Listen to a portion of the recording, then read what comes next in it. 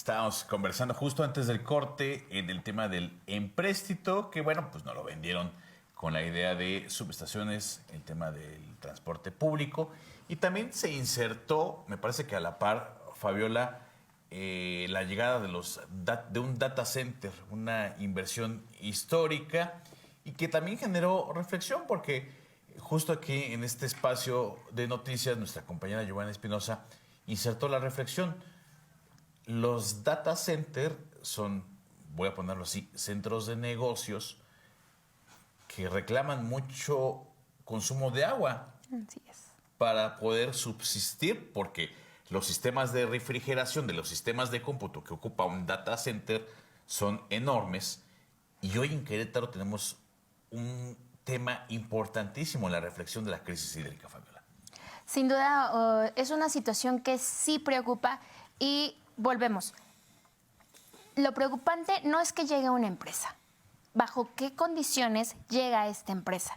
¿Se hará responsable del uso de aguas? Porque hay algunas a donde se les condonan ciertas cosas, se les dona el terreno, les dan ciertas facilidades. Predial. Así es. Entonces llegan como de casi te regalo el terreno, ¿no? Casi. Ahora, Sí. en estos casos de los data centers, pues sí, se conoce la situación de que necesitan agua justamente por estos procesos de refrigeración.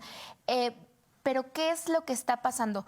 Te vas a ser responsable, vas a pagar esa agua, vas a aportar quizá para estos proyectos hídricos, y lo menciono como parte de los contratos que se realizan con las empresas, ¿no? Porque muchas veces no solamente es dar y recibir. Yo voy a poner esto, pero tú vas a poner esto. ¿Cuáles son esas condiciones que están aceptando las empresas? ¿Se las estás poniendo o no se las estás poniendo tú como gobierno del Estado? Sabemos que en algunas otras empresas hay, por ejemplo, plantas tratadoras de agua que sí funcionan y que son supervisadas y operadas por las mismas empresas para, de alguna manera, compensar el uso de este recurso, ¿no? Que se pueda devolver. Sin embargo, ya no es agua potable en este caso. Ahora, en este escenario complicado que se vive a nivel nacional por la falta de agua, los 6 municipios con sequía excepcional que tenemos en este momento, de acuerdo con la Conagua, ¿qué estamos haciendo, no? Claro. ¿Cuánta de esta agua me pudo haber servido para otros fines? ¿Se podía destinar o no se podía destinar? Porque una cosa es de que sí, lo estás ocupando ahí en estos centros de datos, pero costaba más poderla llevar a comunidades para consumo humano, o bajo qué circunstancia estás priorizando a estos espacios para pues que tengan esta agua que todos necesitamos. Ahora, lo decía bien Fabi y lo hablábamos justo hace algunos minutos. Es nuevamente un acuerdo de Fast Track, una vez más en la legislatura. Y porque les van a donar un terreno. Exacto, a eso iba, ¿no? O sea, ¿cómo maneja la situación las autoridades, no? Creo un fideicomiso, porque estábamos ahí y de repente con una compañera, Nancy Burgos, justo ADN, que nos cuentan esta narrativa de y entonces vamos a crear un fideicomiso porque entonces vamos a tener un mega data center, bla, bla, bla. Lees el documento, lees la iniciativa, este dictamen que ingresan y es: te estoy dando el terreno y tú ven y construye, ¿no? Y Sí, yo es un fideicomiso, no te lo estoy regalando. Se aporta al fideicomiso. Totalmente, o sea, es un terreno, un megaterreno que ¿De cuántas tiene... hectáreas, recuérdame? Ay, no me acuerdo, sé, pero ahora lo busco, pero sí son muchas hectáreas y es todo tuyo para que vengas a construir un mega data centers que me va a crear no sé cuántos empleos y me va a generar no sé cuántos millones de inversión. ¿A qué costo? ¿A qué salario, digamos, es el que van a estar recibiendo? Porque pues el hecho de llegar a empresa no significa que existan unas buenas condiciones laborales también en Querétaro. O sea, el presumir tener uno de los mejores salarios diarios no es el que gana la mayoría de las personas en el Estado. O sea, es decir, el engañar o el tratar de engañar a la ciudadanía del llega esta empresa y entonces estamos convirtiendo a Querétaro en este gran paraíso, no es así, ¿no? Y justo ustedes tienen el honor de haber tenido compañeros que ganan este premio alemán, ¿no?, de periodismo, Ceci, Jesús, Onchuy y Misael, ¿no? Pues es la otra cara de la moneda. Galeras, una zona donde hay demasiadas carencias, pero a la par habrá un megadata center, ¿no? Una terreno enorme para un empresario o para una empresa en específico, mientras a un lado estás pues viendo a gente que tiene carencias en distintos servicios, agua, luz, servicios básicos como drenaje, ¿no? Una vivienda digna para los habitantes de estas comunidades. Es decir, ¿a qué le estás apostando? ¿No? Volvemos a lo mismo, a la empresa o a la ciudadanía realmente, ¿no? ¿Quién vota por ti? Claro.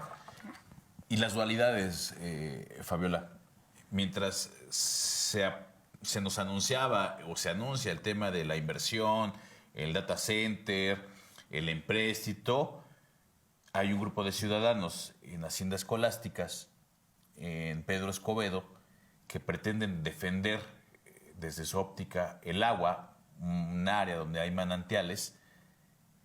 ¿Y qué sucede? Pues llega policía estatal, llega policía municipal, son agredidos, es una manifestación que es disuelta, hay detenciones, 2 personas en particular tardaron meses en obtener su libertad porque el brazo represor del Estado se empeñó en que estuvieran privados de su libertad enfrentando un procedimiento de esta naturaleza. Ahí siento que muchas veces lo que falta es esta área de concertación, pero funcional. Tienes un proyecto, tienes una comunidad que quiere defender recursos que son suyos. Ellos estaban ahí antes de que tu progreso llegara a ese lugar, ¿no? Entonces, inclúyelos y ve que ellos estén en las mejores circunstancias. Asegúrales que este recurso que ellos quieren defender efectivamente va a seguir siendo suyo. Explícales cómo funciona todo esto antes de mandar al aparato represor, antes de llegar a estas instancias. Y que no solamente ocurrió ahí. Yo recuerdo, a propósito de estas manifestaciones, cuando pasó con las madres buscadoras. Ellas llegan a Querétaro, avisaron, ya todo el mundo sabía que las madres buscadoras venían, que querían revisar, que querían solicitar este espacio para poder encontrar a sus personas. Las fotografías de los cuerpos que estaban en la fosa común del Servicio Médico Forense de la Fiscalía. No querían otra cosa. Exactamente, no iban a destituir al fiscal, Ni no querían iban. checar las carpetas de investigación. Era un asunto que ya venía planeado, masticado y preparado. Entonces, ¿qué sucede? Tú no estás teniendo este contacto con esas personas que ya te habían avisado qué es lo que querían. ¿Qué haces? Llegas y entonces provocas un caos que no necesitabas. ¿Y cómo lo resuelves? Le mandas a la Policía Estatal para disolver la manifestación afuera de Fiscalía. Y que ahí también habría que ver porque da la impresión de que muchas veces los mandos superiores no se enteran de lo que hacen sus mandos medios. O sea, da esa idea porque al rato les pasan una versión arriba de que no, es que llegaron y alguien golpeó a un oficial y entonces ellos se defendieron, ¿no? Ellos se replegaron. Pero hay un mando medio. ¿Quién es ese mando medio que está tomando estas decisiones y bajo qué circunstancias lo está haciendo? ¿Bajo qué circunstancias está determinando estas acciones violentas contra ciudadanos? El ciudadano no era violento. El ciudadano estaba ahí defendiendo algo. ¿Cuál fue tu mecanismo previo para poder concertar, para poder hablar y para poder responder a su necesidad?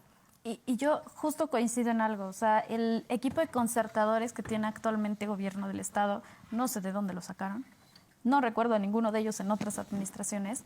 Definitivamente con Pepe Calzada, pero ¿no? vaya, digamos, un poco más abajo, quienes okay, finalmente están en pie, en calle directamente, porque me han tocado diferentes manifestaciones, hay uno que otro que los ubicas, y de repente algunos pierden la paciencia tan rápido que es amenazas contra la ciudadanía que se está manifestando, no buscas concertar, ¿no?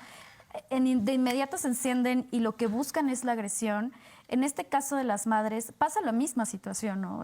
Se estuvo acompañando a las madres buscadoras durante todo el recorrido. Llega un momento en el que, pues, como periodistas tenemos que dar cobertura a otras actividades y justo cuando uno da la media vuelta nuevamente, ataca a la fiscalía, ¿no? Y esta justificación de había mucha gente sin comer, teníamos un cuerpo afuera en estado de descomposición, sí, pero no era el único lugar al que el cuerpo podía llegar.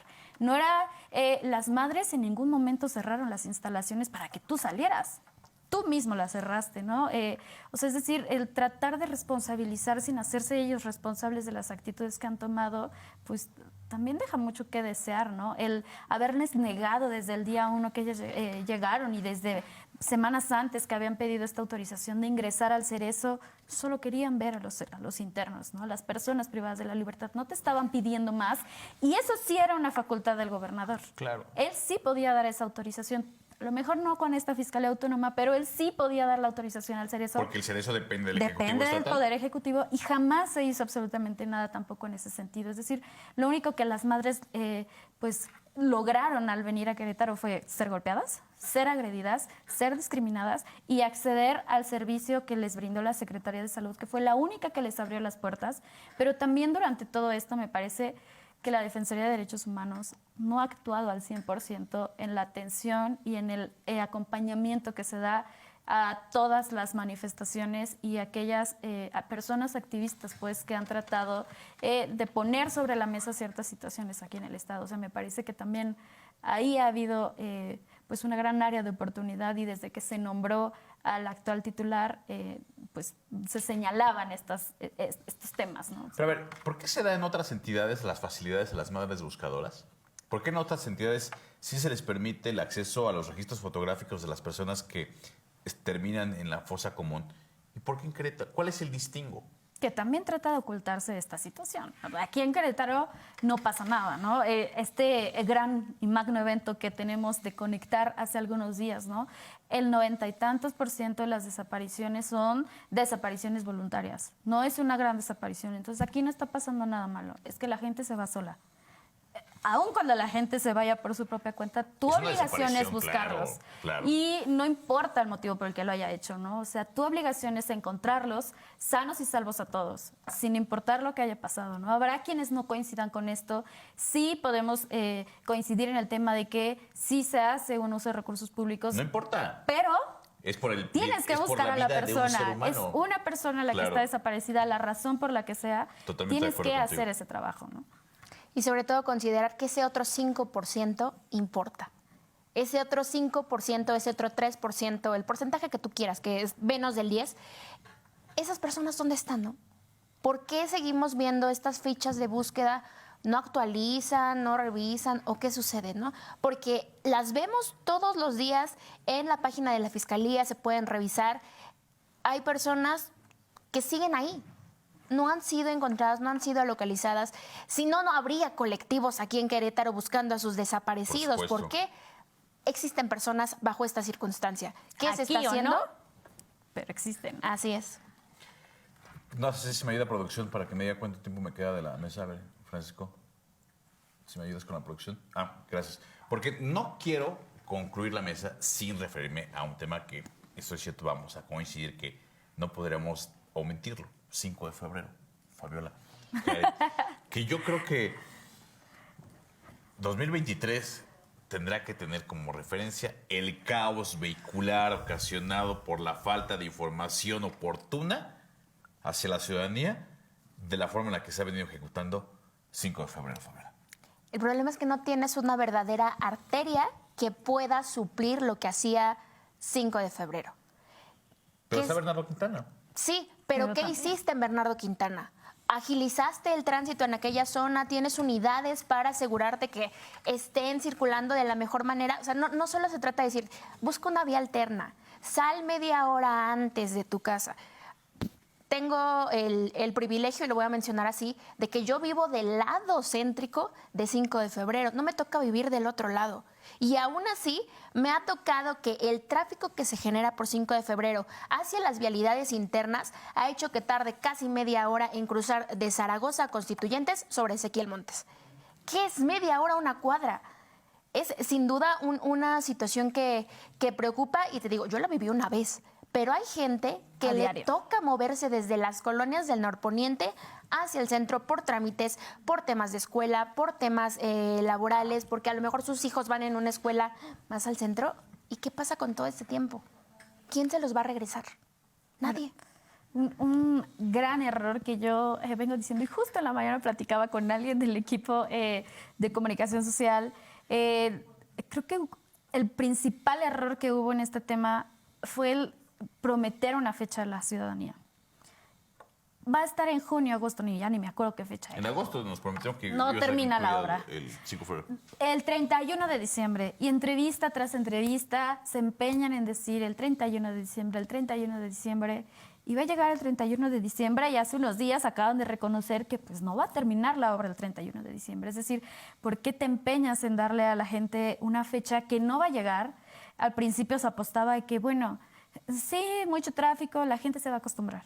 La gente ya pasó más de un año y no nos acostumbramos al caos que ha generado esta obra en específico, que esperemos que realmente funcione, porque no solo es todo este proceso, todo este estrés que ha vivido la ciudadanía, sino toda la inversión que representa esta obra, ¿no? Han querido vendernos también que los retrasos se han dado en su momento, inicialmente, porque el gobierno federal no entregó estos famosos 900 millones de pesos que tenía que entregar.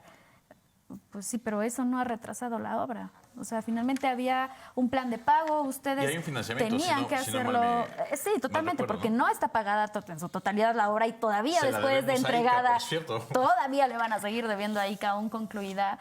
Es decir, no hubo una planeación. Decía o escuchaba yo hace algunos días en radio que alguien decía... pues es que hay que entender que durante la ejecución de la obra hay cosas que pues surgen que no estaban contempladas.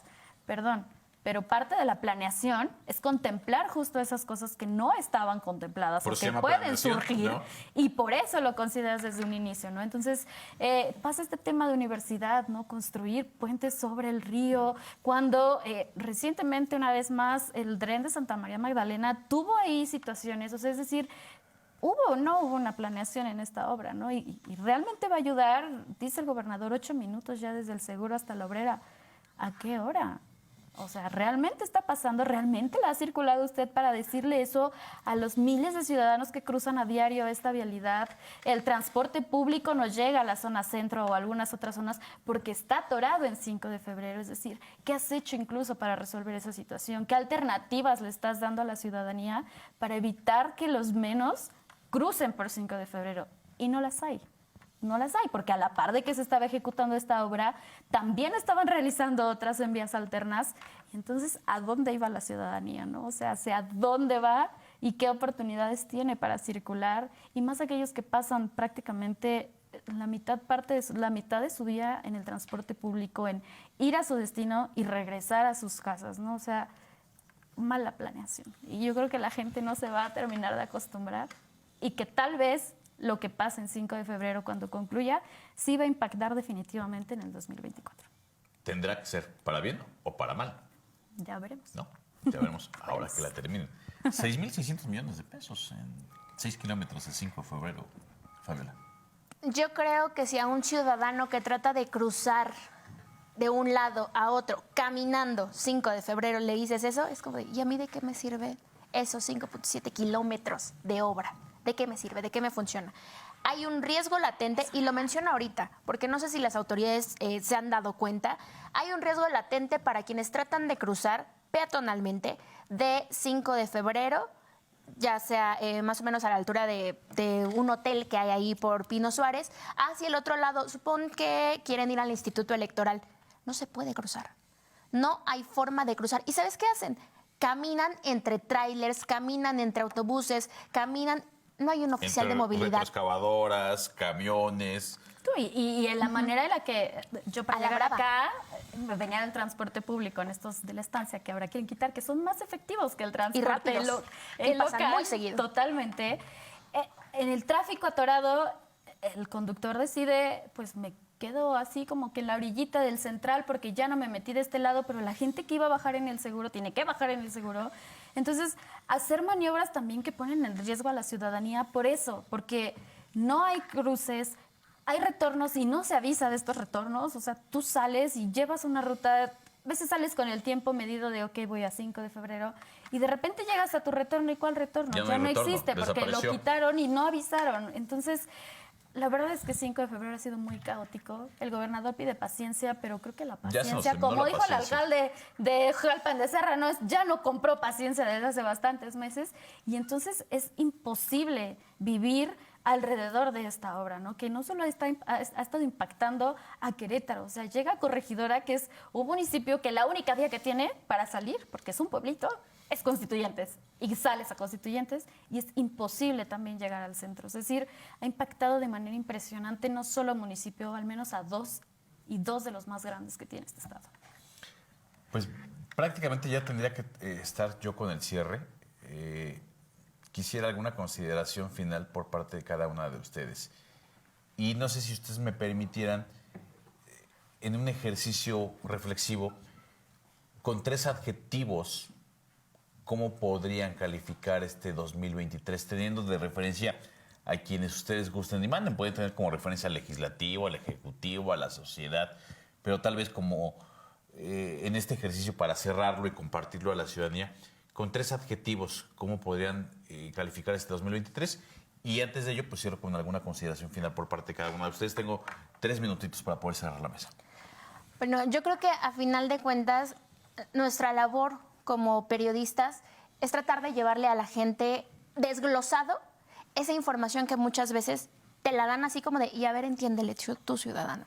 Entonces, no casarnos con una idea, investiguen, exploren, vean opciones, cuestionen a sus gobernantes, cuestionen a sus diputados, pídanles que también ejerzan presión desde el legislativo porque pueden lanzar exhortos. Ya sé que es como llamadas a misa, pero que se atrevan a pelear por sus ciudadanos, a los que representaron, los que votaron por ellos, y que de alguna manera sumemos, ¿no? Porque a final de cuentas nadie quiere que le vaya mal a Curi, porque si le va mal a Curi, le va mal a 5 de febrero, le va mal a la ciudadanía, le va mal al tema económico. Creo que el general es de que queremos que a nuestros gobernantes les vaya de la mejor manera, porque eso implica que a nosotros como ciudadanos nos va a ir bien. Pero si también ellos ahí como que están fallando un poco en su chamba y no se dan cuenta y no jalan las riendas, porque también tienen esa facultad los gobernantes. Jálale las riendas a tu Secretaría de Seguridad, jálale las riendas a tu Secretaría de Obras, jálale las riendas al que maneja el dinero para que se garantice que sí funciona, ¿no? Que hagan eso también desde los gobiernos es lo que los ciudadanos, cuando menos, esperamos que los gobernantes digan, oye, ¿sabes qué? Sí la regué, pero ahí va y te estoy dando esta solución. Ahora, me tardé, pero estoy haciendo esto para cambiarlo, ¿no?